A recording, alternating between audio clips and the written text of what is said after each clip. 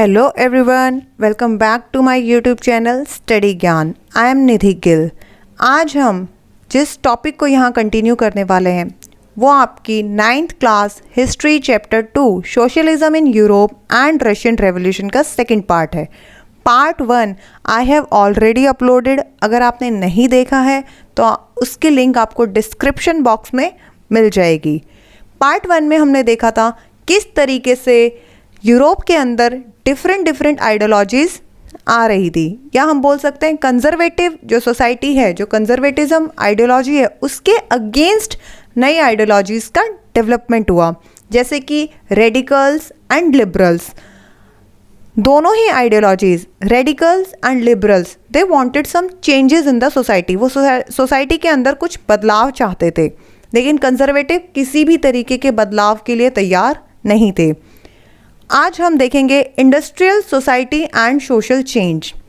Basically हमें आज की क्लास में पढ़ना है इंडस्ट्रियल जो रेवोल्यूशन है उसका किस तरीके से सोसाइटी पे इम्पैक्ट पड़ता है, और इंडस्ट्रियल रेवोल्यूशन के आने से सोसाइटी में क्या चेंजेस होते हैं। So let's get started.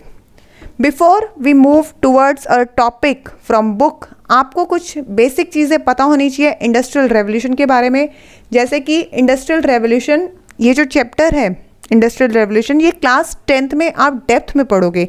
यहाँ पे आपको 9th क्लास में सिर्फ और सिर्फ एक ब्रीफ पढ़ाया गया है कि इंडस्ट्रियल रेवोल्यूशन की वजह से क्या क्या चेंजेस आए। लेकिन इंडस्ट्रियल रेवोल्यूशन की शुरुआत कहाँ से होती है, हमें हिस्टोरिकल बैकग्राउंड थोड़ा देखना पड़ेगा उसके लिए। तो चलिए समझते हैं इंडस्ट्रियल रेवोल्यूशन क्या है। बेसिकली पहले हमने देखा है सोसाइटी में एग्रीकल्चर सोसाइटीज़ होती थी, लेकिन बाद में धीरे धीरे जिस तरीके से इन्वेंशन शुरू हुए और अलग अलग चीज़ें बनने लगी, जैसे कि स्टीम इंजन बना, स्पिनिंग व्हील बनी, और आपकी स्पिनिंग मशीन्स बनी, हैंडलूम इंडस्ट्रीज़ डेवलप होने लगी, तो सोसाइटी में एग्रीकल्चर फॉर्म ऑफ सोसाइटी से एक शिफ्ट देखने को मिला इंडस्ट्रियल फॉर्म ऑफ सोसाइटी में। ये शुरुआत कहाँ से होती है और कब होती है? इंडस्ट्रियल रेवोल्यूशन की शुरुआत 16th सेंचुरी से, बेसिकली 16th सेंचुरी से ब्रिटेन में और अमेरिका में आपको ये शुरुआत देखने को मिलती है। ब्रिटेन में फर्स्ट जो कॉटन मिल है वो डेवलप होती है 1756 में।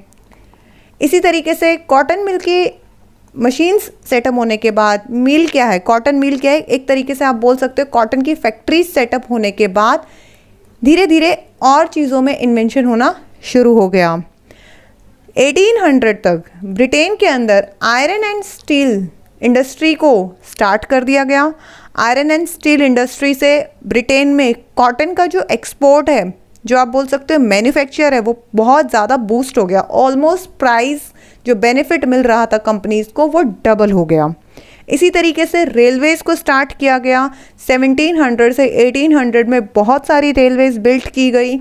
लंदन में फर्स्ट रेल रोड जो बनती है वो बनती है आपकी 1825 में। इसी तरीके से और भी मैनचेस्टर में, Manchester became a hub centre. Hub centre means एक तरीके से आप बोल सकते हो मार्केटिंग का, इंडस्ट्रियल रेवोल्यूशन का सबसे बड़ा सेंटर जो बना वो मैनचेस्टर बना, that is also in London.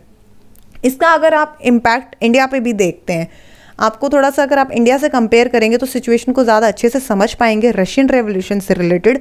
तो इंडिया में फर्स्ट ट्रेन आप सबको पता है 1853, 1857 के रिवॉल्ट से ठीक कुछ साल पहले आती है मुंबई टू थाने। और साथ में हम देखते हैं कि ये 34 किलोमीटर तक है। ये जो फर्स्ट रेलवे डेवलप होता है सिस्टम, ये 34 किलोमीटर तक रहता है। इसके अलावा बैक टू बैक 1853 में रेलवेज इंडिया में सेटअप होती हैं। देन 1854 में बॉम्बे में फर्स्ट कॉटन मिल जो है उसको स्टैब्लिश किया जाता है। देन जूट मिल को 1855 में बंगाल में, एंड सो ऑन। इसी तरीके से इंडस्ट्रीज़ को पूरे यूरोप में सबसे पहले स्प्रेड किया जाता है। एंड आफ्टर दैट जहाँ जहाँ ब्रिटिशर्स की कॉलोनी थी, देखिए इंडस्ट्रियल रेवोल्यूशन की शुरुआत ब्रिटेन में सबसे पहले हुई। जब ब्रिटेन में पूरी तरीके से इंडस्ट्रियल रेवोल्यूशन फ्लरिश हो चुकी थी, पूरी तरीके से पनप चुकी थी, और वहाँ पे इंडस्ट्रियल रेवोल्यूशन का पूरी तरीके से लोगों ने यूटिलाइज कर लिया था, तो उनको मार्केट की ज़रूरत थी। तो उन्होंने क्या किया, उनकी जितनी भी कॉलोनीज कंट्रीज थी उनमें धीरे धीरे इंडस्ट्रियलाइजेशन को स्प्रेड करना स्टार्ट किया अपने इकोनॉमिक बेनिफिट के लिए। आगे अब हम देखते हैं इंडस्ट्रियल रेवोल्यूशन ने रशियन सोसाइटी में, या आप बोल सकते हो रशियन सोसाइटी के अलावा यूरोपियन सोसाइटी में क्या चेंजेस किए। तो आप यहाँ देखिए, सबसे पहला चेंज रेलवेज बनी। तो रेलवेज से क्या होगा, ट्रांसपोर्टेशन इंक्रीज होगा, साथ में लोगों का कम्युनिकेशन इंक्रीज होगा, और उसके अलावा ट्रेड भी बहुत ज़्यादा स्प्रेड होगा। तो जो मेन चीज़ की गई रशियन रेवोल्यूशन का इम्पैक्ट हमने देखा यूरोप में, वो हमने देखा बहुत सारी चीज़ों का इन्वेंशन हुआ। यहाँ पे आप पिक्चर में देख सकते हो बहुत सारी मशीन्स, इक्विपमेंट, जिसने लोगों की लाइफ को बहुत ज़्यादा इजी बना दिया। लेकिन साथ में हमने पढ़ा इंडस्ट्रियल रेवोल्यूशन से एक शिफ्ट देखने को मिलता है एग्रीकल्चरल सोसाइटी से इंडस्ट्रीज सोसाइटी में। It was a time when new cities came up. देखिए सिटीज़ क्यों बोल रहे हैं, क्योंकि इससे पहले जो सोसाइटीज़ थी वो एग्रीकल्चर सोसाइटी थी, रूरल एरियाज थे। तो यहाँ पे नई नई सिटीज़ बनाई गई इंडस्ट्रीज़ के साथ, या आप बोल सकते हो ज़्यादा से ज़्यादा मैक्सिमम एम्प्लॉयमेंट को जनरेट करने के लिए नई टाउन्स और नई सिटीज़ को इस्टेब्लिश किया गया। And new industrialise regions developed, railways को एक्सपेंड किया गया, इंडस्ट्रियल रेवोल्यूशन ऑकर्ड।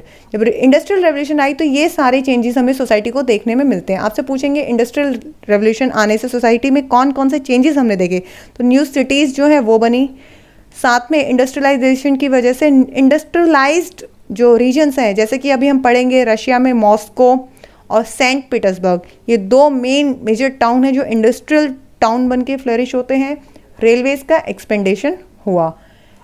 इसी के साथ कंडीशन ऑफ वर्कर्स कैसी थी, कंडीशन ऑफ ऑर्डिनरी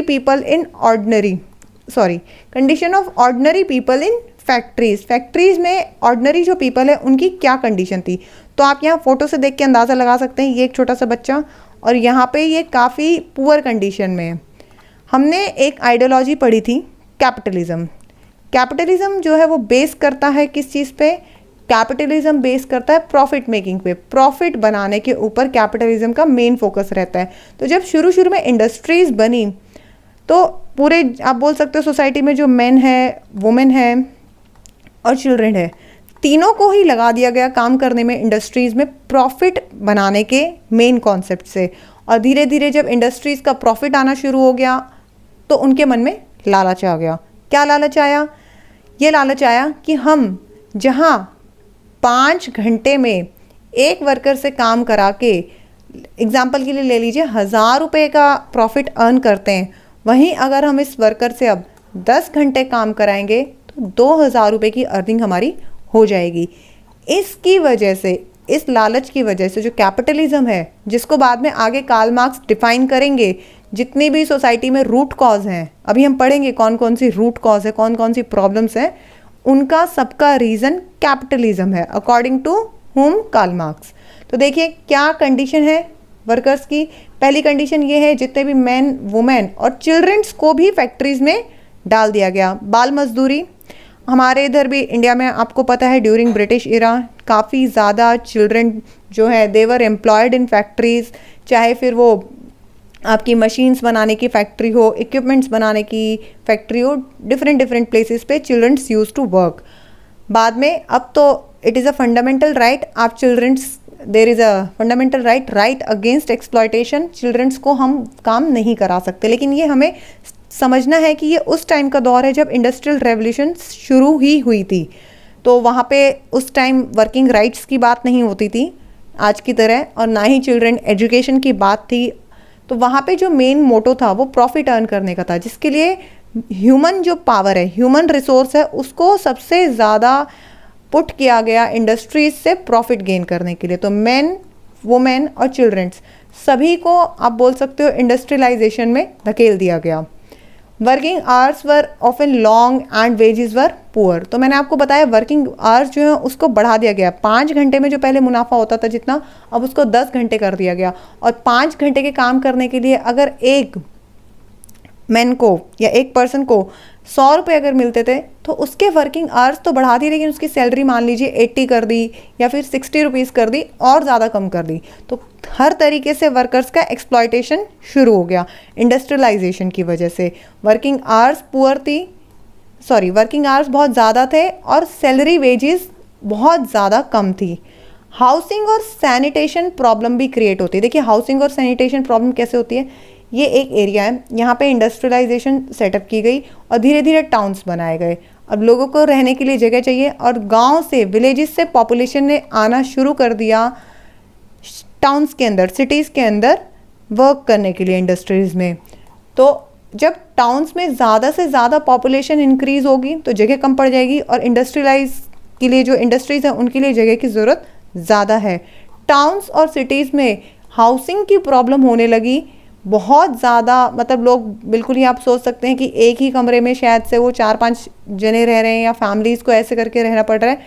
और सैनिटेशन प्रॉब्लम शुरू हो गई when population grows rapidly, since towns were growing rapidly. ठीक है, ये क्लियर है आपको। तो यहाँ पे आपने मेन जो आपको क्वेश्चन बनता है वो क्या है, what changes industrialisation brought in Europe. ठीक है ना, तो क्या चेंजेस आए, सिटीज़ बनी, सिटीज़ के बाद हमने देखा रीजन्स डेवलप हुए। इंडस्ट्रियलाइज्ड रीजन एक स्पेसिफिक आप बोल सकते हो कंट्री के, स्टेट को इंडस्ट्रियल रीजन बना दिया गया। इसका मतलब वहाँ पे किसी भी तरीके की और एक्टिविटीज़, एग्रीकल्चर एक्टिविटीज़ नहीं होंगी, सिर्फ और सिर्फ इंडस्ट्रियलाइजेशंस ही होंगी। साथ में रेलवे सेटअप किए गए। वर्किंग कंडीशंस ऑफ हमने पीपल देखा, ऑर्डिनरी सिटीजन्स की फैक्ट्रीज़ में क्या वर्किंग कंडीशंस थी। तो जब ऐसी सिचुएशन थी सोसाइटी के अंदर, हमने अभी जो आइडियोलॉजीज़ पढ़ी, लिबरल्स, कंजर्वेटिव्स और रेडिकल्स, तो ये उस टाइम क्या कर रहे थे, इनकी क्या डिमांड थी।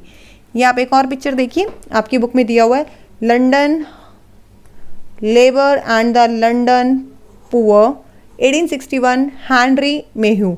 आपको इस तरीके के बुक्स के नाम भी याद रखने ज़रूरी है। एग्जाम में 1 लाइनर क्वेश्चंस की फॉर्म में ये क्वेश्चंस आ जाते हैं। Who wrote the book London labour and the London poor, it was written by Henry Mayhew. तो यहाँ पे आप कंडीशन देख सकते हैं किस तरीके से ये औरत है और ये लड़ रही है इस इंसान से। He must be the owner और प्राइवेट इंडस्ट्रियलाइजेशन का कोई मालिक होगा या वर्कर होगा, और यहाँ पे लोगों की कंडीशन बिल्कुल भी ठीक नहीं है। अब हमने प्रॉब्लम्स को पढ़ लिया और वर्कर्स की कंडीशन को अंडरस्टैंड कर लिया कि वर्कर्स के वर्किंग आवर्स जो हैं वो बहुत ही ज़्यादा थे। वर्किंग आवर्स में प्रॉब्लम थी बेसिकली, 1 सेकेंड, या वर्किंग आवर्स में जो है वो बहुत ज़्यादा प्रॉब्लम्स थी। सैलरीज जो है, वेजेस बेसिकली जो बोलते हैं, देखिए सैलरीज होती है जो आपको महीने में एक बार मिलती है, 1 महीने के बाद।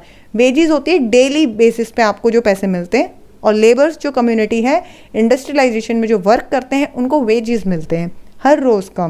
तो जिस दिन काम है उस दिन पैसे उन्हें अच्छे मिल जाएंगे, या जिस दिन काम नहीं है, जिस दिन प्रॉफिट नहीं है, उस दिन तो उन्हें बिल्कुल भी पैसे नहीं मिलेंगे। तो वेजेस जो है वो बहुत ही ज़्यादा पुअर थे, ख़राब थे, मतलब बहुत कम मिलते थे। और साथ में टाउन्स के बढ़ने की वजह से सैनिटाइजेशन, हाउसिंग, ये सब प्रॉब्लम हुई। तो इन शॉर्ट हम बोल सकते हैं वर्कर्स की जो कंडीशन है वो बहुत ही ज़्यादा बदतर थी। तो इन सब चीज़ों का सॉल्यूशन कैसे निकाला गया, प्रॉब्लम्स हमने पढ़ लिया है, वर्किंग कंडीशंस कैसी थी। अब सॉल्यूशन देखते हैं, सॉल्यूशन क्या निकाला गया। और जो सॉल्यूशन लिबरल्स चाहते थे, रेडिकल्स इम्प्लीमेंट करना चाहते थे, क्या वो सोसाइटीज़ में इम्प्लीमेंट हो सके। सॉल्यूशन करेंगे how. All industries were the property of individuals. Individuals की प्रॉपर्टीज़ थी इस समय में, जितनी भी इंडस्ट्रीज सेटअप की गई थी। इंडस्ट्रियल, आप बेसिकली इतना देखिए, इंडस्ट्रीज कौन सेटअप करेगा, वही करेगा जिसके पास प्रॉपर्टी है, जिसके पास पैसा है। तो जो प्राइवेट ओनर थे, they were setting industries. Liberals और रेडिकल्स इन्हीं प्राइवेट प्रॉपर्टी इंडिविजुअल्स की कैटेगरी में आते हैं। तो ये जो प्रॉपर्टी ओनर्स है ये और कोई नहीं थे, ये खुद लिबरल्स और रेडिकल्स ही थे। They were often property owners and employers. अब आपके मन में एक और सवाल आएगा कि अगर ये खुद इंडस्ट्रीज के मालिक थे, liberals and radicals, why did not they bring the change in the society. जहाँ पे वो डिमांड कर रहे हैं कि वर्किंग कंडीशन बड़ी ख़राब है, उन्हें नज़र आ रही है सिचुएशन कैसी है, तो इस सिचुएशन का सॉल्यूशन लिबरल्स खुद क्यों नहीं निकाल पा रहे थे। देखिए ऐसा नहीं है कि लिबरल्स सॉल्यूशन नहीं निकाल पा रहे थे, उन्होंने सॉल्यूशन निकाला और उन्होंने 3 मेजर सजेशंस दिए इस सिचुएशन को सॉर्ट आउट करने के लिए। लेकिन क्या ये सक्सेसफुल हो पाएंगे? We will see. According to these liberals and radicals, if the work force in the economy was healthy and citizens were educated. देखिए एक एक चीज़ को आपको कनेक्ट करना है। अगर हम सैनिटाइजेशन की जो प्रॉब्लम है या वर्किंग एनवायरनमेंट है उसको ठीक कर देते हैं, यहाँ पे सिंपल मतलब यही है, वर्क फोर्स की जो इकोनॉमी है उसको हेल्दी कर देंगे, ज़्यादा से ज़्यादा सैलरी जो है वेजेस उसको इम्प्रूव कर देंगे, पैसों को बढ़ा देंगे, जो सिटीजन्स हैं उनको एजुकेट कर देंगे। जैसे आज के टाइम में भी आप देखते हैं, आपको किसी भी मल्टीनेशनल कंपनी में काम करना तो सिर्फ डिग्री से काम नहीं चलता है आज के टाइम में। You have to learn technical stuff, आपको ऑनलाइन किस तरीके से मैनेज करनी है चीज़ें, कंप्यूटर डाटा से रिलेटेड बहुत सारी चीज़ें apart from your studies requirement होती है। तो इन्होंने यही बोला, अगर हम सिटीजन्स को अच्छी हेल्दी इनकम देंगे और साथ में उन्हें एजुकेट बनाएंगे तो उनकी कंडीशन बहुत ज़्यादा इंप्रूव हो जाएगी। सेकंड, उन्होंने जो बोला, अगर इंडिविजुअल्स को फ्रीडम दी जाए, freedom was insured if the poor could labour. एक एश्योरिटी होती है, आप कभी भी कहीं जॉब करते हैं तो आपके पास एश्योरेंस होनी चाहिए कि ठीक है 1 साल के लिए मेरा यहाँ कॉन्ट्रैक्ट फिक्स है, अब मेरे को यहाँ से जॉब से निकालने की टेंशन नहीं है। लेकिन मैंने आपको बताया इंडस्ट्रियलाइजेशन के टाइम में ऐसा नहीं था। वेजेस जो है वो पुअर तो थी, साथ में आप बोल सकते हो जिस टाइम पीरियड में अगर किसी रीज़न से, मॉनसून रीज़न से, किसी भी क्राइसिस की वजह से इंडस्ट्रियलाइजेशन में किसी पर्टिकुलर मंथ में सपोज कीजिए 2 से 3 महीने इंडस्ट्रीज़ में किसी भी तरीके का काम नहीं है, तो उस टाइम वर्कर्स की जो फ्रीडम है वर्क करने की, उसकी इंश्योरिटी को खतरा होता है। Those with capital could operate without resistance, they believe societies would develop. और इनका ये मानना था जो जिनके पास पावर है, जो ओनर्स हैं, अगर वो विदाउट एनी रेजिस्टेंस इन सब चेंजेस को एक्सेप्ट कर लेंगे तो सोसाइटीज़ जो है वो पूरी तरीके से डेवलप हो जाएगी। चलिए अब हमने देख लिया तीनों प्रॉब्लम्स क्या थी और लिबरल्स से क्या सॉल्यूशंस दिए थे। लिबरल्स और रेडिकल्स ने जो सॉल्यूशन दिए उनको बहुत ज़्यादा सपोर्ट किया गया by men and women, those who wanted changes in the society. लेकिन क्या ये सॉल्यूशन काम आया? नहीं, ये सॉल्यूशन काम नहीं आया। क्यों? Why couldn't liberal bring change in the society? अब आज के टाइम से इसको कंपेयर कीजिए। देखिए इंडस्ट्रियलिस्ट अलग लोग होते हैं, इंडस्ट्रियलिस्ट बड़े बड़े टाटा, अंबानी, बिरला इस तरीके के लोग होते हैं। लेकिन क्या वो अपनी मर्जी से सोसाइटी में चेंज कर सकते हैं? नहीं। क्यों? क्योंकि जो फॉर्म ऑफ गवर्नमेंट है जब तक वो उनको अलाउ नहीं करेगा वो सोसाइटी में चेंजेस नहीं ला सकते। और हमने पढ़ा उस टाइम यूरोप में डेमोक्रेटिक सोसाइटी नहीं बल्कि मोनार्की सोसाइटी स्टैब्लिश कर रही थी। तो जो मोनार्क थे वो किसी भी तरीके से नहीं चाहते थे सोसाइटी में चेंज लाना, specially during what ever happened French revolution, वो हर तरीके के चेंजेस को क्रिटिसाइज कर रहे थे। So they could not bring the change in society because of old aristocracy and conservative, they were not allowing them. Conservative किसी भी तरीके के चेंजेस को नहीं चाहते थे। ये हमने स्टार्टिंग में ही जो कंजर्वेटिव आइडियोलॉजी है वहाँ इस कॉन्सेप्ट को स्टडी किया। इसके रिस्पॉन्स में अभी हमने देखा लिबरल्स क्या चाहते थे वो नहीं हुआ कंजर्वेटिव्स की वजह से, तो इसके रिस्पॉन्स में इन्होंने क्या किया, यही लिबरल्स और रेडिकल्स नेशनलिस्ट बन गए। देश के लिए काम करने के लिए इन्होंने ठान लिया। Radicals wanted revolutions to end the aristocracy and conservative regime established after 1815 in Europe. Radicals ने ये बात ठान ली थी कि कुछ भी करके हमें समाज में बदलाव लाना है। स्पेशली ये जो एरिस्टोक्रेसी है, जो मोनार्की सिस्टम है, जो 1815 के बाद वापस यूरोप में आया। इसका मतलब क्या है? इसका मतलब ये है कि हमने देखा था किस तरीके से फ्रेंच रेवोल्यूशन के अंदर जो शुरू होती है 1789 में, वहाँ पे आपने पढ़ा था 1789 में फ्रेंच रेवोल्यूशन शुरू होती है और किस तरीके से वहाँ के जो लुइस 16 है उनको एग्जीक्यूट कर दिया जाता है, 1793 में मार दिया जाता है उनको। और फिर पावर में चेंज होता है, पावर में चेंज आता है। रोबेस्पियर, रीगन ऑफ टेरर के बारे में हमने पढ़ा, डिक्टेटरी रूल के बारे में हमने पढ़ा, किस तरीके से 1805 से लेके 1815 तक नेपोलियन बोनापार्ट का रूल रहता है। तो हम देखते हैं यहाँ पे जो लाइन दी गई है कि वो पूरी तरीके से एरिस्टोक्रेसी को ख़त्म करना चाहते हैं, तो जो 1815 के बाद डेवलप हुई है, इसका मतलब क्या है? सो बेसिकली होता क्या है, 1789 से पहले फ्रांस में मोनार्क सिस्टम था और हमने पढ़ा रेवोल्यूशन के बाद बहुत सारे चेंजेस किए गए, जनरल असेंबली को फॉर्म किया गया, कॉन्स्टिट्यूशनल मोनार्क बनाया गया, डिक्लेरेशन ऑफ राइट्स हुआ और लुईस 16 को फाइनली 1793 में एग्जीक्यूट कर दिया, मार दिया गया पूरी फैमिली के साथ एज अ पनिशमेंट। तो जितने भी यूरोप के आप बोल सकते हो और जो मोनार्क सिस्टम है वो नहीं चाहते थे इस तरीके के चेंजेस यूरोप में आए, वो नहीं चाहते थे किसी भी तरीके से उनकी पावर उनके हाथ से जाए। लेकिन फ्रांस में 1800 में Napoleon Bonaparte as a army officer control करना स्टार्ट करते हैं और धीरे धीरे इनकी डिक्टेटरशिप स्टेब्लिश हो जाती है जो चलती है 1805 से लेके 1815 तक।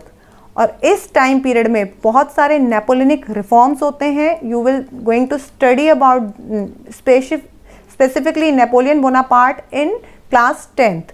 तो नेपोलियन बोनापार्ट ने बहुत सारे चेंजेस किए और सबसे बड़ी जो इनकी पॉलिसी थी वो थी एक्सपेंशन की। देखिए ये फ्रांस में इनका कंट्रोल था और किस तरीके से एक्सपेंड करके इन्होंने पूरे जर्मनी को कैप्चर किया, ऑक्यूपाइड किया, देन इटली को ऑक्यूपाइड किया। और जब वो रशिया की तरफ बढ़ने लगे ये सबसे बड़ी प्रॉब्लम हो गई। ऐसा ही हम हिटलर के टाइम में भी पढ़ेंगे। जब हिटलर रशिया की तरफ आगे बढ़ेंगे तो चारों तरफ से उनको घेर के हरा दिया जाएगा। होता क्या है, नेपोलियन बोनापार्ट बहुत सारे रिफॉर्म्स करते हैं जिसको हम नेपोलियनिक कोड बोलते हैं और उस कोड के अंदर उन्होंने जैसे करेंसी को सिंगल करेंसी में डिवाइड कर दिया, ट्रेड के सिस्टम को चेंज कर दिया, किस तरीके से टैक्सेशन सिस्टम होगा उसमें चेंजेस लेके आ गए, करेंसी को बदल दिया और बहुत सारे डेमोक्रेटिक रिफॉर्म्स आए। कहने को डिक्टेटरशिप चल रही थी लेकिन जो रिफॉर्म्स ये लेके आए people were happy about it, they were getting rights, तो उनको कोई शिकायत नहीं थी। तो जब फ्रांस ने आगे धीरे धीरे बढ़ना शुरू किया जर्मनी की तरफ, इधर आपका आज प्रेजेंट डे का बेल्जियम है, तो किसी ने भी कुछ नहीं कहा। जब उन्होंने इटली पे कब्जा किया तो किसी ने कुछ नहीं कहा। लेकिन जब वो रशिया की तरफ आए तो यहाँ पे एक कहीं ना कहीं डेंजरस साइन इनको नज़र आने लगा कि अगर आज नेपोलियन बोनापार्ट ने रशिया को कैप्चर कर लिया तो अगली बारी ब्रिटेन की होगी। इस तरीके से इन कंट्रीज़ ने मिलके नेपोलियन बोनापार्ट को वाटरलू की वॉर में हराया, जहां मेजर जो कंट्रीज़ हैं जिन्होंने पार्टिसिपेट किया वो है Britain, Russia, Persia and Australia. और बाद में नेपोलियन बोनापार्ट की डिफीट के बाद 1815 में एक ट्रीटी साइन की जाती है, ट्रीटी ऑफ वियना। ये आप 10th क्लास में पढ़ेंगे। अभी आपको बैकग्राउंड क्लियर होना बहुत ज़रूरी है। जो एक लाइन दी हुई थी कि जो कंजर्वेटिव है पूरी तरीके से एरिस्टोक्रेसी रेजिम को ख़त्म करना चाहते हैं जो स्टेब्लिश हुई है आफ्टर 1815। इसका मतलब क्या? तो ट्रीटी ऑफ वियना साइन होती है। इस ट्रीटी में क्या बोला जाता है, जितने भी नेपोलियन बोनापार्ट ने ये जो किंगडम को जीता है आपस में वो सभी कंट्रीज जिन्होंने पार्टिसिपेट किया है इस वॉर में अगेंस्ट नेपोलियन बोनापार्ट उसको डिवाइड कर दिया जाएगा और जितने भी जो डेमोक्रेटिक रिफॉर्म्स नेपोलियन बोनापार्ट ने किए थे उन सब रिफॉर्म्स को ख़त्म करके दोबारा से फ्रांस में, देखिए फ्रांस की बात हो रही है, कंजर्वेटिव सोसाइटी को स्टैब्लिश कर दिया जाएगा। कंजर्वेटिज्म, मोनार्क सिस्टम फिर से वापस आ जाएगा। तो ये स्टोरी है और इसी चीज़ को यहाँ पे जो बोला गया है कि वो इस रेजिम सिस्टम को, इस एरिस्टोक्रेसी को ख़त्म करना चाहते जो 1815 में स्टैब्लिश हुई। आई होप आपको ये क्लियर है कि क्यों यहाँ पे ऐसे बोला गया कि 1815 में जो सोसाइटी स्टैब्लिश हुई है उससे ख़त्म करना है। तो 1815 से पहले की स्टोरी आप सबको क्लियर है। अब मैंने आपको बताया बहुत सारे लिबरल्स और रेडिकल्स, जब उनकी डिमांड्स पूरी नहीं होती कंजर्वेटिव ने मारना शुरू कर दिया था लिबरल्स और रेडिकल्स को, पूरी तरीके से उनके अगेंस्ट जो भी बोल रहा था, प्रेस सेंसरशिप को बैन कर दिया, न्यूज़पेपर में आप कुछ भी कंजर्वेटिव गवर्नमेंट के अगेंस्ट नहीं बोल सकते हो, किसी भी तरीके के डेमोक्रेटिक और पॉलिटिकल सिस्टम में राइट्स की डिमांड नहीं कर सकते हो। तो ये लिबरल्स और रेडिकल्स उस टाइम क्या करते, इन्होंने नेशनलिस्ट बनना शुरू कर दिया और इन्होंने डिसाइड किया कि फ्रांस, इटली, जर्मनी और रशिया से ये ओवरथ्रो करेंगे एग्जिस्टिंग मोनार्क को। इस तरीके के एग्जाम्पल हम देखेंगे। क्लास 10th में आप पूरा पढ़ोगे नेशनलिज्म इन यूरोप, जहाँ पे आप इन नेशनलिस्ट के बारे में स्टडी करोगे, जहाँ हम देखेंगे जर्मनी में नेशनलिज्म कैसे आया, इटली में नेशनलिज्म कैसे आया। और इस चैप्टर में तो हम पढ़ेंगे ही रशिया के बारे में। तो ये यूरोप का मैप है, प्रेजेंट डे मैप। तो ये फ्रांस है, ये जर्मनी है और ये रशिया है। आपको मैप हमेशा याद रखना है। तो यहाँ पे ये जिन अंकल की आप फोटो देख रहे हैं, ये कौन है? इनका नेम है गिउसेप्पे मैज़ीनी। मेन आपको याद रखना है क्योंकि आपको इनको अभी नहीं बाद में फिर से पढ़ना है। इन्होंने रिप्रेजेंट किया था नेशनलिज्म पूरे इटली को बनाने के लिए। इटली के बारे में अगर मैं आपको बेसिकली बहुत थोड़ा सा ब्रीफ में बताऊं तो इटली जो है 7 किंगडम्स में डिवाइडेड था, जैसे कि किंगडम ऑफ टू सिसिली और अलग अलग किंगडम्स में आप बोल सकते हो इटली की पावर डिवीजन थी। तो इटली को जैसे कि Sardinia, pediment, Sicily of 2 kingdoms, इस तरीके से पैपल स्टेट, ये आप जो देखते हो प्रेजेंट इटली, ये अलग अलग टुकड़ों में बटा हुआ था। इसको एक करने का काम किन्होंने किया? गिउसेप्पे मैज़ीनी का। ये जो जितने भी नेशनलिस्ट थे इन्होंने बात की एक नेशन की, एक ऐसे नेशन की जहाँ पे सभी सिटीजन्स को इक्वल राइट्स मिलेंगे। All citizens would get equal right. Monarch system को ख़त्म करना है और अब सोसाइटी में जो चेंजेस लाएंगे उससे क्या फॉर्मेशन करना है? एक नेशन स्टेट। नेशन स्टेट को फॉर्म करना है, डेमोक्रेटिक कंट्री को लेके आना है। तो ये गिउसेप्पे मैज़ीनी है। इनके बारे में लास्ट आपको एक बात बताती हूँ। ये इतने ज़्यादा इटली में फेमस हो गए थे कि 24 साल की उम्र में ही इनको देश से एग्जाइल करना पड़ा, देश छोड़ के भागना पड़ा अपनी जान बचाने के लिए। अगर ये ऐसा नहीं करते तो इनको मार दिया जाता और आज इटली का इतिहास कुछ और होता। इनके बारे में बोला जाता है most dangerous enemy of social order. ये बात किसने बोली थी? ऑस्ट्रिया के चांसलर ने। ऑस्ट्रिया वही कंट्री है जिसने नेपोलियन बोनापार्ट को डिफीट किया। साथ में मिसिसिपी मैज़ीनी ने जब एग्जाइल किया at the age of 24 year, ये फ्रांस गए, साथ में ये आपके स्विट्ज़रलैंड जाते हैं, अलग अलग कंट्रीज़ में ये यूरोप की एग्जाइल करते हैं और वहाँ पे ये रुकते नहीं हैं। सीक्रेट सोसाइटीज़ फॉर्म करते हैं, मैसेज स्प्रेड करते हैं किस तरीके से नेशनलिज्म को स्प्रेड किया जाएगा। तो कुछ सोसाइटीज़ जो इन्होंने फॉर्म की है वो है young Italy, young Europe, young Poland. इस तरीके के एग्जाम्पल आपको नेशनलिस्ट के बहुत सारे एग्जाम्पल्स इन सभी कंट्रीज़ में देखने को मिलेंगे। तो अब तक हमने क्या देखा? अभी तक हमने देखा किस तरीके से इंडस्ट्रियलाइजेशन के आने की वजह से प्रॉब्लम्स होती हैं और उन प्रॉब्लम्स का सॉल्यूशंस निकालते हैं रेडिकल्स एंड लिबरल्स। लेकिन कंजर्वेटिव पावर की वजह से जो 1815 में वापस पावर में आती है, ये बिल्कुल भी अलाउ नहीं करती चेंजेस के लिए और यही कंजर्वेटिव नेशनलिस्ट बन जाते हैं। और अब हम आगे देखेंगे क्योंकि कंजर्वेटिव के अगेंस्ट लिबरल्स और रेडिकल्स एक तरीके से सोसाइटी में चेंज नहीं ला पाते हैं, वो सक्सेसफुल नहीं हो पाते हैं। तो नई आइडियोलॉजी जो है वो स्टार्ट होगी और नेक्स्ट टॉपिक हमारा होगा coming of socialism in Europe. Socialism ideology की शुरुआत होगी, किस तरीके से एक नई आइडियोलॉजी बनती है, that is socialism in Europe. This is Nidhi Gill signing off. Thank you so much. Do not forget to share and subscribe to my YouTube channel.